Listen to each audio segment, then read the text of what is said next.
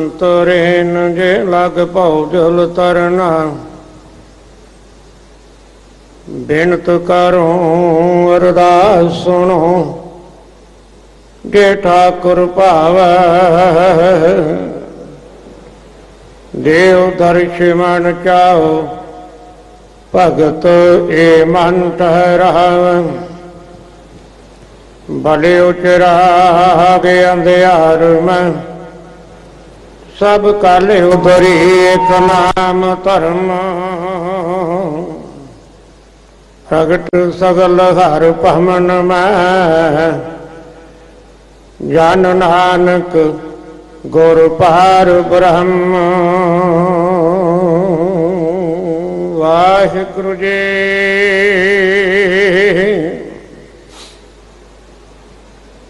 ਸਾਰੰਗ ਮਹਲਾ ਪੰਜਵਾਂ।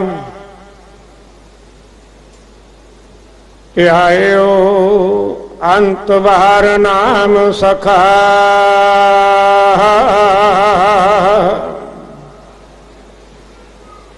ਜੈ ਮਾਤ ਪਿਤਾ ਸੁਤ ਭਾਈ ਨਾ ਪਹੁੰਚੈ, ਤਹਾਂ ਤਹਾਂ ਤੂੰ ਰਖਾ।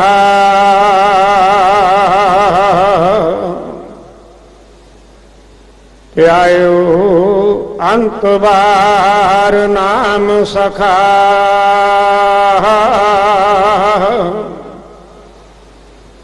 ਜਹ ਮਾਤ ਪਿਤਾ ਸੁਤ ਭਾਈ ਨਾ ਪਹੁੰਚੈ, ਤਹਾਂ ਤਹਾਂ ਤੂੰ ਰਖਾ।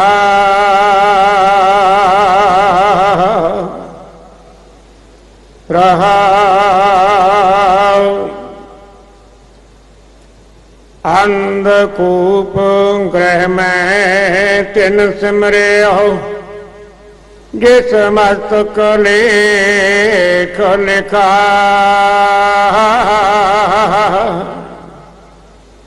ਖੁਲੈ ਬੰਧਨ ਮੁਕਤ ਗੁਰ ਕੀਨੀ, ਸਭ ਤੂੰ ਹੈ ਤੂੰ ਹੀ ਦਿਖਾ।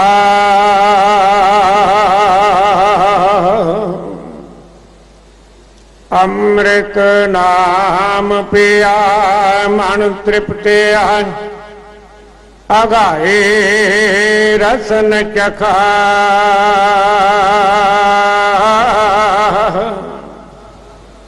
ਕਹੋ ਨਾਨਕ ਸੁਖ ਸਹਿਜ ਮੈਂ ਪਾਇਆ, ਗੁਰ ਲਾਹੀ ਸਗਲ ਤਿਖਾ।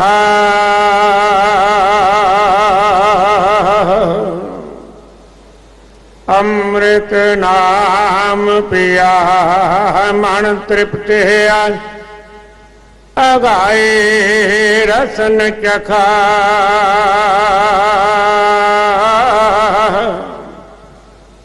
ਕਹੋ ਨਾਨਕ ਸੁਖ ਸਹਿਜ ਮੈਂ ਪਾਇਆ, ਗੁਰ ਲਾਹੀ ਸਗਲ ਤਿਖਾ।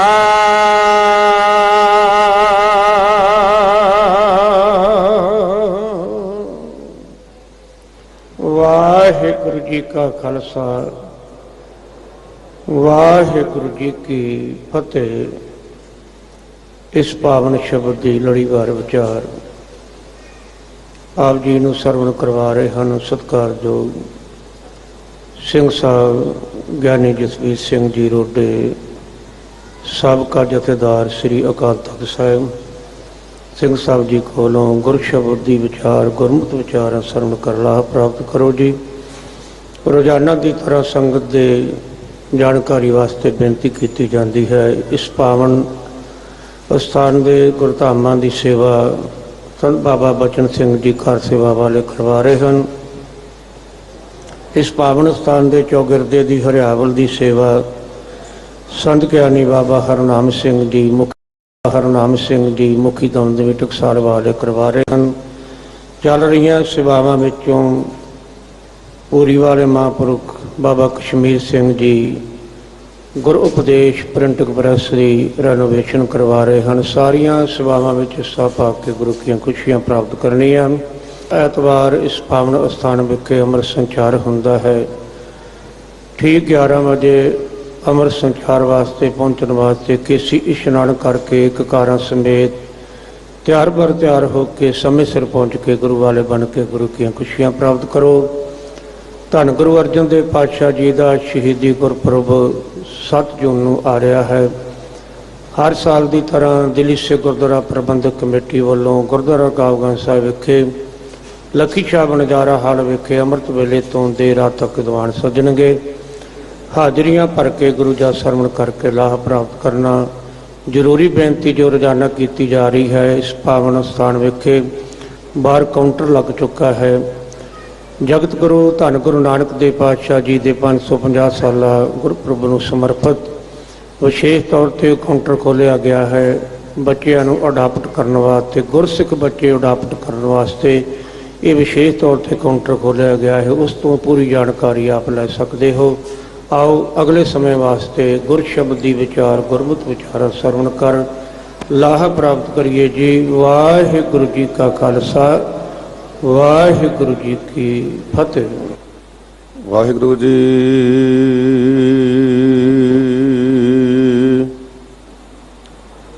ਜਬ ਲਉ ਨਹੀਂ ਭਾਗ ਲਾਰਿ ਉਦੈ, ਤਬ ਲਉ ਭ੍ਰਮਤੇ ਫਿਰਤੇ ਬਹੁਤਾਇਓ। ਕਾਲ ਘੋਰ ਸਮੁੰਦਰ ਮੈਂ ਬੂੜ ਤਿਥੇ, ਕਬਹੂ ਮਿਟ ਹੈ ਨਹੀਂ ਰੇ ਪਛਤਾਇਓ।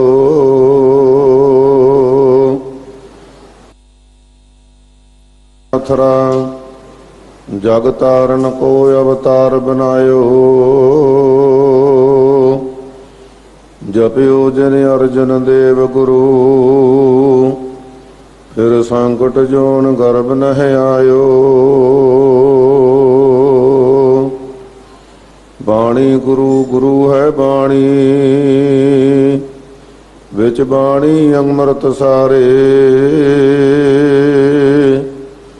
ਗੁਰਬਾਣੀ ਕਹੈ ਸੇਵਕ ਜਨ ਮੰਨੈ, ਪਰਤਖ ਗੁਰੂ ਨਿਸਤਾਰੇ।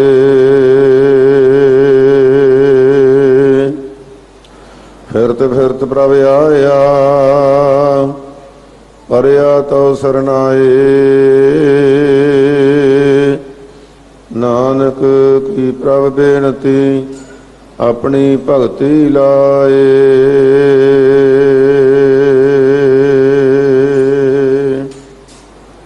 ਸਤਨਾਮ ਵਾਹਿਗੁਰੂ ਸਾਹਿਬ ਜੀ।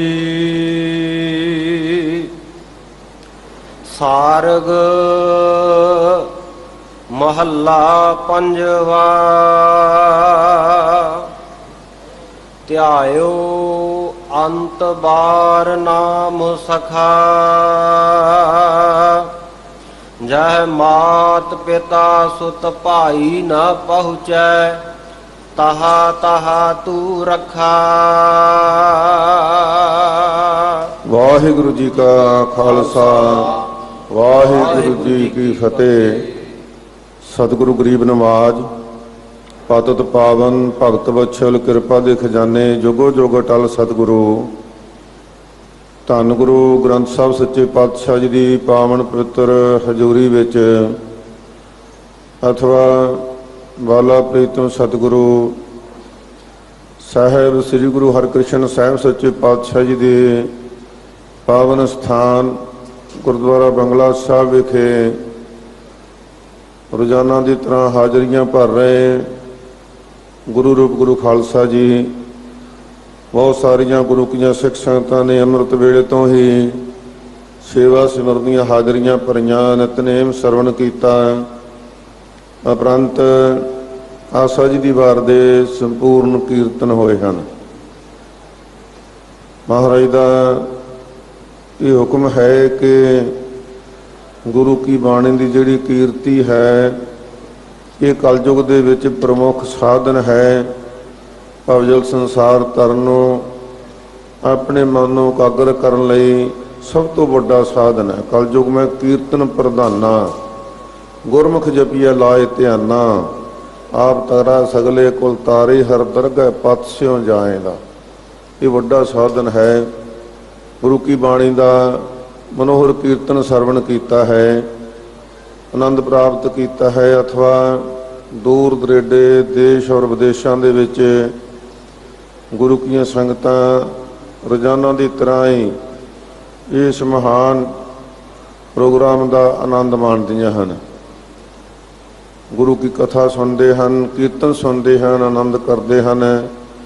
ਸੋ ਆਓ ਮਰਜ਼ਾਦਾ ਅਨੁਸਾਰ ਜੋ ਗੁਰੂ ਕੀ ਬਾਣੀ ਦੀ ਅਗਾਧ ਬੋਧ ਕਥਾ ਚੱਲ ਰਹੀ ਹੈ ਉਸ ਦੇ ਦਰਸ਼ਨ ਕਰਨੇ ਹਨ। ਪਰ ਆਓ ਸਾਧ ਸੰਗਤ ਜੀ, ਇੱਕ ਵਾਰੀ ਸਾਰੀ ਸੰਗਤ ਗੱਜ ਕੇ ਫਤਿਹ ਬੁਲਾਇਓ। ਦਾਸ ਨੇ ਪਹਿਲਾਂ ਵੀ ਫਤਿਹ ਬੁਲਾਈ, ਪਰ ਕੁਝ ਕੁ ਸਿੰਘਾਂ ਨੇ ਗੱਜ ਕੇ ਬੁਲਾਈ, ਕੁਝ ਕੁ ਨਹੀਂ ਬੋਲੇ। ਨਹੀਂ ਭਾਈ, ਇਹ ਫਤਿਹ ਗੁਰੂ ਕੀ ਹਮੇਸ਼ਾ ਹੀ ਚੜ੍ਹਦੀ ਕਲਾ ਨਾਲ ਗੱਜ ਕੇ ਬੁਲਾਉਣੀ ਚਾਹੀਦੀ ਹੈ। ਇਹ ਤੇ ਆਪਣੇ ਆਪ ਦੀ ਮਾਨਸਿਕ ਚੜ੍ਹਦੀ ਕਲਾ ਹੈ, ਆਤਮਿਕ ਚੜ੍ਹਦੀ ਕਲਾ ਹੈ। ਇਸ ਵਾਸਤੇ ਫਤਿਹ ਤੋਂ ਸੰਕੋਚ ਨਹੀਂ ਕਰੀਦਾ। ਸਰਬੱਤ ਸੰਗਤ ਗੱਜ ਕੇ ਬੁਲਾਓ ਫਤਿਹ। ਵਾਹਿਗੁਰੂ ਜੀ ਕਾ ਖਾਲਸਾ, ਵਾਹਿਗੁਰੂ ਜੀ ਕੀ ਫਤਿਹ। ਸੋ ਸਤਿਗੁਰੂ ਪਾਤਸ਼ਾਹ ਜੀ ਸਾਰੰਗ ਰਾਗ ਦੇ ਵਿੱਚ ਸ਼ਹੀਦਾਂ ਦੇ ਸਰਤਾਜ ਧੰਨ ਗੁਰੂ ਅਰਜਨ ਸਾਹਿਬ ਸੱਚੇ ਪਾਤਸ਼ਾਹ ਜੀ ਜੋ ਕਿਰਪਾ ਕਰ ਰਹੇ ਹਨ, ਉਹ ਗੁਰੂ ਕਾ ਮਹਾਨ ਪਵਿੱਤਰ ਉਪਦੇਸ਼ ਸਰਵਣ ਕਰੀਏ। ਸਾਰਗ ਮਹੱਲਾ ਪੰਜਵਾ। ਧਿਆਇਓ ਅੰਤ ਬਾਰ ਨਾਮ ਸਖਾ। ਸਾਰੰਗ ਰਾਗ ਦੇ ਵਿੱਚ ਧੰਨ ਗੁਰੂ ਅਰਜਨ ਸਾਹਿਬ ਸੱਚੇ ਪਾਤਸ਼ਾਹ ਜੀ ਨੇ ਇਹ ਕਿਰਪਾ ਕੀਤੀ ਹੈ ਕਿ ਭਾਈ ਪਰਮਾਤਮਾ ਦੇ ਨਾਮ ਦੀ ਕਿੱਡੀ ਵੱਡੀ ਮਹਿਮਾ ਹੈ, ਵਡਿਆਈ ਹੈ, ਕਿੰਨੀ ਵੱਡੀ ਸ਼ਕਤੀ ਹੈ, ਸਮਰੱਥਾ ਹੈ। ਹਜ਼ੂਰ ਫਰਮਾਉਂਦੇ ਨੇ ਧਿਆਇਓ ਅੰਤ ਬਾਰ ਨਾਮ ਸਖਾ। ਅੰਤ ਬਾਰ ਕਿਉਂ ਭਾਈ? ਮਨ ਵਿੱਚ ਸਵਾਲ ਪੈਦਾ ਹੋਵੇਗਾ, ਪ੍ਰਸ਼ਨ ਪੈਦਾ ਹੋਵੇਗਾ ਵੀ ਅੰਤ ਨੂੰ ਕਿਉਂ? ਜਨਮ ਵੇਲੇ ਤੋਂ ਲੈ ਕੇ, ਬਚਪਨ ਵੇਲੇ ਤੋਂ ਲੈ ਕੇ ਜਵਾਨੀ ਵੇਲੇ ਤੋਂ ਕਿਉਂ ਨਹੀਂ? ਨਹੀਂ ਭਾਈ, ਜੋ ਅੰਤ ਬਾਰ ਹੈ ਨਾ, ਇਹ ਬਾਰ ਦਾ ਅਰਥ ਹੈ ਵਾਰੀ। ਜਿਹੜੀ ਸਾਡੇ 84 ਲੱਖ ਦੇ ਵਿੱਚੋਂ ਜੂਨਾਂ ਦੀ ਵਾਰੀ ਹੈ ਨਾ, ਇਹ ਅੰਤਲੀ ਵਾਰੀ ਹੈ। 84 ਲੱਖ ਜੂਨਾਂ ਭੋਗਣ ਤੋਂ ਬਾਅਦ ਅਖੀਰ ਨੂੰ, ਅੰਤ ਨੂੰ ਇਹ ਵਾਰੀ ਮਿਲੀ ਹੈ, ਜਿਹਦੇ ਪ੍ਰਥਾਏ ਸਤਿਗੁਰੂ ਜੀ ਫਰਮਾਉਂਦੇ ਨੇ ਇਹ ਤੇਰੀ ਅਵਸਰ, ਇਹ ਤੇਰੀ ਵਾਰ। ਘਟ ਭੀਤਰ ਤੋਂ ਦੇਖ ਵਿਚਾਰ, ਹਿਰਦੇ 'ਚ ਵਿਚਾਰ ਕੇ ਦੇਖ ਕੇ ਇਹ ਤੇਰੀ ਵਾਰੀ ਤੈਨੂੰ ਕਿਵੇਂ ਮਿਲੀ ਹੈ। ਬੜੇ ਚਿਰ ਤੋਂ ਬਾਅਦ ਇਹ ਤੈਨੂੰ ਸਮਾਂ ਮਿਲਿਆ, ਭਾਵ ਇਸ ਵਾਸਤੇ ਹੁਣ ਤੇਰੇ ਕੋਲ ਮਨੁੱਖਾ ਜਨਮ ਹੈ ਤੇ ਇਹ ਵਾਰੀ ਵੀ ਤੇਰੀ ਅੰਤ ਦੀ ਹੈ। ਇਸ ਤੋਂ ਬਾਅਦ ਕੀ ਹੋਏਗਾ ਭਾਈ? ਫਿਰ 84 ਲੱਖ ਜੂਨ ਤੋਂ ਬਾਅਦ ਫਿਰ ਵਾਰੀ ਆਏਗੀ। ਇਸ ਵਾਸਤੇ ਧੰਨ ਗੁਰੂ ਅਰਜਨ ਸਾਹਿਬ ਸੱਚੇ ਪਾਤਸ਼ਾਹ ਜੀ ਕਿਰਪਾ ਕਰਦੇ ਨੇ, ਕਹਿੰਦੇ ਭਾਈ ਇਹ ਅੰਤ ਦੀ ਵਾਰੀ ਜਿਹੜਾ ਤੈਨੂੰ ਮਨੁੱਖਾ ਜਨਮ ਮਿਲਿਆ ਨਾ, ਇਹਨੂੰ ਧਿਆਨ ਵਿੱਚ ਰੱਖੀ ਕਿ ਤੈਨੂੰ ਇਹ ਕਿਸ ਲਈ ਮਿਲਿਆ। ਇੱਕ ਵਾਰ ਨਹੀਂ, ਅਨੇਕਾਂ ਵਾਰ ਸਤਿਗੁਰੂ ਜੀ ਨੇ ਸਾਨੂੰ ਸਮਝਾਉਣ ਦਾ ਉਪਦੇਸ਼ ਦਿੱਤਾ ਹੈ ਤਾਂ ਕਿ ਸਾਡਾ ਕਠੋਰ ਮਨ ਸਮਝ ਜਾਵੇ। ਭਈ ਪ੍ਰਾਪਤ ਮਾਨੁਖ ਦੇਹੁਰੀਆ, ਗੋਬਿੰਦ ਮਿਲਨ ਕੀ ਹੈ ਤੇਰੀ ਬਰੀਆ। ਬਰੀਆ ਦਾ ਅਰਥ ਵੀ ਵਾਰੀ ਹੈ, ਵੀ ਇਹ ਤੇਰੀ ਵਾਰੀ ਹੈ, ਤੇਰੇ ਕੋਲ ਆ ਗਈ ਵਾਰੀ, ਹੁਣ ਇਸ ਵਾਰੀ ਨੂੰ ਸਾਂਭ। ਤੇ ਫਿਰ ਭਾਈ ਸਾਂਭਣ ਦਾ ਵੀ ਤਰੀਕਾ ਦੱਸਿਆ। ਜੇ ਇਕੱਲਾ ਹੀ ਕਹਿੰਦੇ ਨਾ ਸਾਂਭ ਤੇ ਅਸੀਂ ਭੁਲੇਖਿਆਂ 'ਚ ਰਹਿਣਾ ਸੀ ਵੀ ਇਹ ਵਾਰੀ ਨੂੰ ਸਾਂਭੀਏ ਕਿਵੇਂ। ਮਹਾਰਾਜ ਨੇ ਇਹ ਵੀ ਉਪਦੇਸ਼ ਦਿੱਤਾ ਕਿ ਭਾਈ ਗੁਰੂ ਕਾ ਸਿੱਖ ਬਣ ਕੇ, ਸਿੱਖਿਆ ਨੂੰ ਧਾਰਨ ਕਰਕੇ, ਗੁਰੂ ਦਾ ਉਪਦੇਸ਼ ਮੰਨ ਕੇ, ਗੁਰੂ ਦੇ ਭਾਣੇ ਵਿੱਚ ਰਹਿ ਕੇ, ਸਤਿਗੁਰੂ ਸੱਚੇ ਪਾਤਸ਼ਾਹ ਜੀ ਨੇ ਸਾਨੂੰ ਉਪਦੇਸ਼ ਦਿੱਤਾ ਹੈ। ਗੁਰੂ ਗਰੀਬ ਨਵਾਜ਼ ਫਰਮਾਉਂਦੇ ਨੇ, ਆਵੋ ਸਿੱਖ ਸਤਿਗੁਰੂ ਕੇ ਪਿਆਰੇ ਹੋ, ਗਾਵੋ ਸੱਚੀ ਬਾਣੀ। ਬਾਣੀ ਤਾਂ ਗਾਵੋ ਗੁਰੂ ਕੇਰੀ ਬਾਣੀਆਂ, ਸਿਰ ਬਾਣੀ ਸ਼੍ਰੋਮਣੀ ਬਾਣੀ ਆ ਭਾਈ, ਇਹਨੂੰ ਗਾਓ। ਤੇ ਸਤਿਗੁਰੂ ਜੀ ਫਰਮਾਉਂਦੇ ਫਿਰ ਕਰੋਗੇ ਕੀ?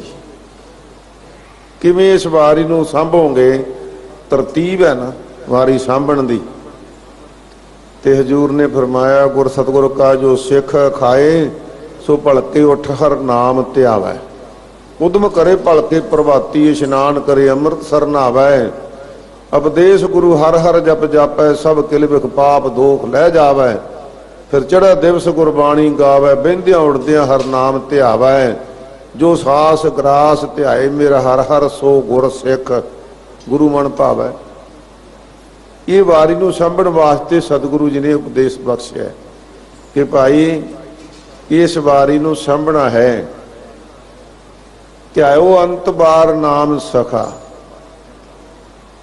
ਕਿ ਜਿਨ੍ਹਾਂ ਨੇ ਇਸ ਵਾਰੀ ਦੇ ਵਿੱਚ ਪਰਮਾਤਮਾ ਦੇ ਨਾਮ ਦੀ ਆਰਾਧਨਾ ਕੀਤੀ, ਪਰਮਾਤਮਾ ਦਾ ਨਾਮ ਜਪਿਆ, ਪਰਮਾਤਮਾ ਦਾ ਨਾਮ ਧਿਆਇਆ,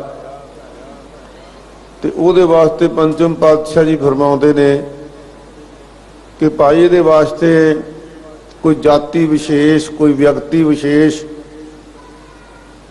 ਇਸ ਦੀ ਜ਼ਰੂਰਤ ਨਹੀਂ, ਜਾਂ ਇਸ ਦੀ ਜ਼ਰੂਰਤ ਨਹੀਂ ਕਿ ਤੁਹਾਡੇ ਕੋਲ ਕਿਹੋ ਜਿਹਾ ਰੁਤਬਾ ਹੈ, ਕਿਹੋ ਜਿਹੇ ਤੁਹਾਡੇ ਕੋਲ ਜ਼ਿੰਦਗੀ ਜਿਉਣ ਦੇ ਸਾਧਨ ਨੇ। ਨਹੀਂ, ਮਹਾਰਾਜ ਸੱਚੇ ਪਾਤਸ਼ਾਹ ਜੀ ਨੇ ਤੇ ਉਹਨਾਂ ਭਗਤਾਂ ਨੂੰ ਬਸ ਤਾਂ ਟੁੱਟੀ ਝੌਂਪੜੀ ਚੀਰ ਸਭ ਛਿੰਨਾ, ਜਾਤ ਨ ਪਤ ਨ ਆਦਰੋ ਉਦਿਆਨ ਪਰਮਿੰਨਾ, ਉਹਨਾਂ ਤੇ ਮੋਹਰਾਂ ਲਾਤੀਆਂ ਰਾਜਾ ਸਗਲੀ ਸ੍ਰਿਸ਼ਟ ਕਾ ਹਰ ਨਾਮ ਰਸ ਪਿੰਨਾ। ਉਹਨਾਂ ਦੇ ਉੱਪਰ ਮੋਹਰਾਂ ਲਾਤੀਆਂ। ਇਸ ਵਾਸਤੇ ਹਜੂਰ ਨੇ ਇਹ ਸਾਨੂੰ ਹੁਕਮ ਕਰ ਦਿੱਤਾ, ਜਿਨ ਜਿਨ ਨਾਮ ਧਿਆਇਆ ਤਿਨ ਕੇ ਕਾਜ ਸਰੇ। ਧਿਆਇਓ ਅੰਤ ਬਾਰ ਨਾਮ ਸਖਾ, ਕਹਿੰਦੇ ਜਿਨ ਜਿਨ ਨਾਮ ਧਿਆਇਆ ਤਿਨ ਕੇ ਕਾਜ ਸਰੇ। ਹਰ ਗੁਰ ਪੂਰਾ ਆਰਾਧਿਆ ਦਰਗਹਿ ਸੱਚ ਖਰੇ, ਸਰਬ ਸੁਖਾ ਨਿਧ ਚਰਨ ਹਰ ਭਉ ਜਲ ਬਿਖਮ ਤਰੇ। ਪ੍ਰੇਮ ਭਗਤ ਤਿਨ ਪਾਈਆ ਵਿਖਿਆ ਨਾਹੇ ਜਰੇ, ਕੂੜ ਗਏ ਦੁਬਦਾ ਨੱਸੀ ਪੂਰਨ ਸੱਚ ਭਰੇ। ਇਹ ਮਹਾਰਾਜ ਸੱਚੇ ਪਾਤਸ਼ਾਹ ਜੀ ਕਹਿੰਦੇ ਭਾਈ ਜਿਹਨੇ ਵੀ ਜਪ ਲਿਆ ਉਹਦੇ ਉੱਪਰ ਹੀ ਕਿਰਪਾ ਹੋ ਗਈ। ਤੇ ਫਿਰ ਜਿਹਨੇ ਨਾਮ ਜਪਿਆ, ਕਿਉਂਕਿ ਪਰਮੇਸ਼ਰ ਦੀ ਬਹੁਤ ਵੱਡੀ ਵਡਿਆਈ, ਬੜੀ ਵੱਡੀ ਉੱਚੀ ਤੇ ਸੁੱਚੀ ਮਹਿਮਾ ਉਸ ਦੀ।